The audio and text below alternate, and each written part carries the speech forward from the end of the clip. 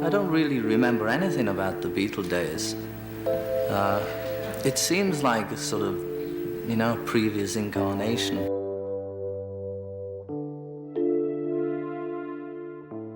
I don't really remember anything about the Beatle days. It seems like a sort of, a previous incarnation. Music. He was the Beatle who spoke the least. But when it came to this one person, George Harrison's feelings were impossible to hide. For years, the tension simmered, turning into something much darker, something close to hatred. So, who was it that George Harrison utterly despised? Join us as we uncover the truth, the making of a fighter. George Harrison's story began in one of the toughest places and times imaginable. He was born on February 25, 1943, in a tiny two-bedroom house at 12 Arnold Grove, Liverpool. His arrival into the world came on a night when the city was under its 78th straight evening of bombings during World War II. Air raid sirens, blackouts, and fear were part of everyday life for his family. Survival itself was not guaranteed, and George's parents, Harold and Louise, had little more than determination to hold on to. Money was painfully scarce in the Harrison home. Harold worked long, punishing shifts as a bus conductor, earning only about £3 a week. To stretch their budget, he often walked miles rather than pay for his own bus fare. Louise also took whatever work she could find, usually night cleaning jobs in offices, making only a few shillings for each building she scrubbed. Their food allowance was just 15 shillings for the entire week. That meant very little meat and almost no extras. The Harrison children went to bed hungry more than once. George and his brothers even shared a single bed until he was 16. Despite these hardships, the Harrisons were not without warmth. Louise especially filled their modest home with a sense of hope. She believed in her children's dreams and made sacrifices to support them. Later, when George's music needed funding, she even pawned her own wedding ring to help him get an amplifier. Every penny the family had was stretched. But when it came to George's passion for music, his parents and siblings always found a way to give. That passion first struck George when he was 12 years old. One day in 1955, while riding his bike, he passed a house where Elvis Presley's Heartbreak Hotel was playing through an open window. He stopped in his tracks, mesmerized. The sound of Elvis's voice and the echo of the guitar lit something inside him that never faded. He went home and told his mother that he needed a guitar more than he needed food. She didn't dismiss his words. She understood how serious he was. At age 14, George finally got his first guitar, a cheap Eggman flat top from Frank Hess's music shop. It cost 30 shillings, a big expense for the family. The guitar was difficult to play, and George's fingers bled as he tried to master chords, but he refused to give up. He practiced 6 to 8 hours every day, working until the pain no longer mattered. School fell to the side. His teachers wrote that he seemed to care only about guitars, not geometry, not history, not much else at all. Music had taken over every part of his mind. Fate soon introduced George to Paul McCartney. They met on the number 86 bus to Liverpool, when Paul noticed George carrying his guitar. George told him he could play 20 Flight Rock, a difficult song at the time. Paul was impressed, and soon after George auditioned for Paul's band, the Quarrymen. In front of John Lennon, he played Run It Cheap perfectly, even though he was just a few months shy of 15. Lennon thought he was too young, but Paul pushed hard for George. His talent was undeniable, and eventually John gave in. George became the youngest member of the group that would one day change the world. George had fought his way out of poverty and into music with sheer determination, but the battles ahead inside the band would be even harder. The little brother complex. When George Harrison first joined John Lennon and Paul McCartney, the age difference mattered more than most people realize. John was nearly 3 years older than George, and in the late 1950s, that gap felt huge. To John, George was still a kid tagging along. He often treated him more like a younger brother than an equal bandmate. John could be sharp and dismissive, brushing off George's opinions before they were even finished. It was clear who the leaders were, and George wasn't one of them. Paul McCartney, though friendlier than John, came with his own challenges. Paul's perfectionism in the studio became a source of tension. He had strong ideas about how every note should sound, and he often tried to control not just his own parts, but everyone else's, too. George, who wanted space to develop as a guitarist and songwriter, found himself constantly corrected, directed, or even silenced. What might have been helpful guidance at the start soon became suffocating. Paul's dominance left little room for George's creativity to breathe. As the Beatles grew more successful, this imbalance only deepened. George had songs of his own, but the Lennon-McCartney songwriting partnership controlled the band's direction. From the very beginning, John and Paul had agreed, unspoken, but understood that they would be the main songwriters. George could contribute, but only in small amounts. For most of the Beatles' career, he was limited to 1 or 2 songs per album, no matter how many ideas he brought forward. This wasn't because he lacked material. In fact, by the mid-1960s, he had a growing pile of songs, many of which were as strong as or stronger than those written by John and Paul. The problem was simply that his voice wasn't valued in the same way. George's first attempt at songwriting came in 1963 when he was bedridden with an illness during a tour stop in Bournemouth. Out of boredom, he decided to see if he could write something of his own. The result was Don't Bother Me, which made it onto the album with the Beatles.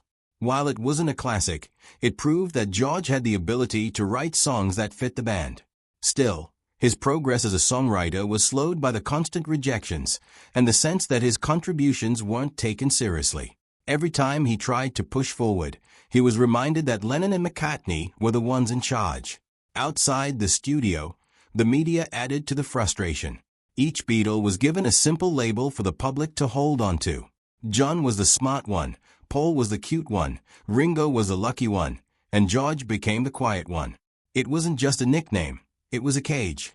Reporters and fans saw him as reserved, shy, and even withdrawn, ignoring his humor, his opinions, and his growing skill as a writer. To the world, George Harrison was a background figure, not the creative force he was becoming. Being treated like the younger sibling inside the band and erased by the media outside, it left George carrying years of resentment, and soon that anger would boil over. Hamburg and hard lessons. In 1960, when George Harrison was only 17, the Beatles were sent to Hamburg, Germany. At the time, they weren't famous and the trip wasn't glamorous. It was rough, loud, and demanding. They played in small clubs where the owners wanted energy, noise, and non-stop entertainment. Each night, the Beatles were forced to play for up to 8 hours straight with only short breaks in between. The sets dragged on until the early morning, and the band had to stretch out songs, improvise new parts, and keep the crowd interested no matter how exhausted they were. For George, who was still a teenager, it was a crash course in endurance. The living conditions in Hamburg made the work even harder. The Beatles slept in cramped, filthy spaces, often in the back of the clubs they played in. Their beds were surrounded by noise, smoke, and dirt. Privacy didn't exist, and comfort was out of the question. The Reeperbahn district, where they worked, was full of crime, alcohol, and violence. Club bouncers were tough men, some with dangerous pasts, and fights could break out without warning. George and the others had to learn quickly how to survive in that world. It wasn't just about music. It was about resilience. Despite the challenges, Hamburg shaped George as a musician in powerful ways. Night after night of endless playing gave him stamina and discipline. His fingers toughened, his timing sharpened, and his ability to improvise improved dramatically. When a set lasted hours, mistakes weren't an option. He had to stay focused and creative. Over time, he built the technical precision that later defined his style. Hamburg pushed him beyond the limits he thought he had.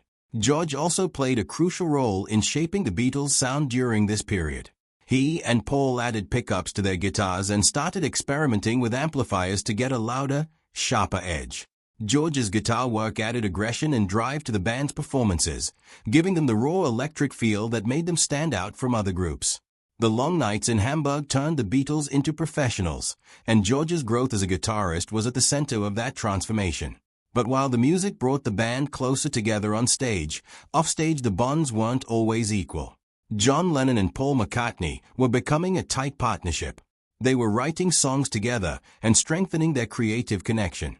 George admired them, but he wasn't part of their inner circle. He was younger and less experienced in their eyes and was often left out of their decisions. Even though his guitar work carried their shows and gave them their distinctive sound, he still felt like the outsider of the group, cracks in the Fab Four. By the late 1960s, the Beatles were no longer the tight group that had once taken on the world together. The friendship and excitement of the early years were giving way to constant arguments, especially between George Harrison and Paul McCartney. Their working styles clashed, and George often felt humiliated in the studio. One of the most famous examples came during the rehearsals for what became the Let It Be film. Cameras caught Paul repeatedly nitpicking George's guitar parts. Paul told him how and when to play, correcting him in front of everyone. George stayed calm at first, but the tension was clear. He wanted freedom to express himself as a guitarist, but Paul was determined to control the sound exactly the way he imagined it. That frustration kept building. A similar situation had happened earlier during the recording of Hey Jude. George tried adding guitar riffs after Paul's vocal lines. Instead of letting him experiment, Paul cut him off, saying it didn't fit. George didn't argue, but later admitted how insulting it felt. He was a skilled guitarist with years of experience. Yet Paul dismissed his ideas as if they didn't matter.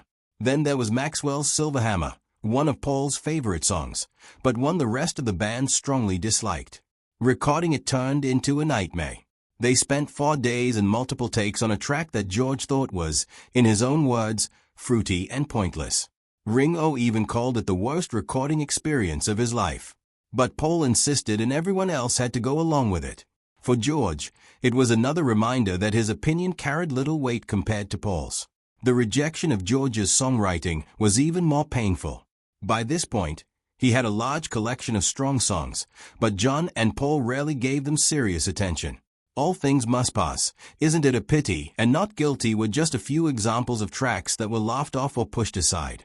Later, when George released them as a solo artist, they became classics, proof that the others had underestimated him for years. The difference in approach was clear. Lennon and McCartney produced songs quickly, working almost like a factory, while George wrote with more thought and introspection. But instead of seeing this as a strength, the band treated it as a weakness. Everything came to a head on January 10, 1969, during the Get Back sessions. After another round of arguments, George quietly put down his guitar and announced he was leaving the group. He didn't yell or fight. He simply walked out. John Lennon's reaction showed just how cold things had become. He shrugged and suggested they could bring in Eric Clapton to replace George.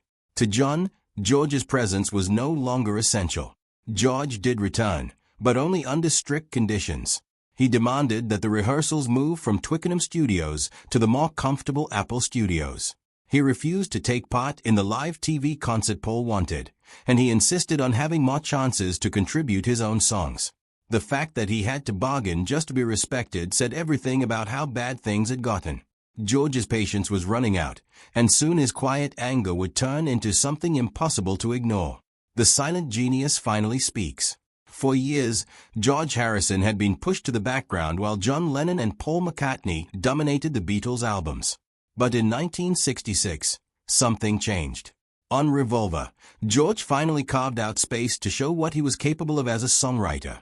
The album opened with Taxman, a biting political track that complained about Britain's high tax rates. Starting the album with George's song was a statement in itself. This was not just Lennon and McCartney's band anymore. Even more surprising, George had 3 songs on the record: Taxman, Love You Too, and I Want to Tell You. It was a rarity for him, and it showed he was growing more confident and more determined to be heard. But this progress did not last.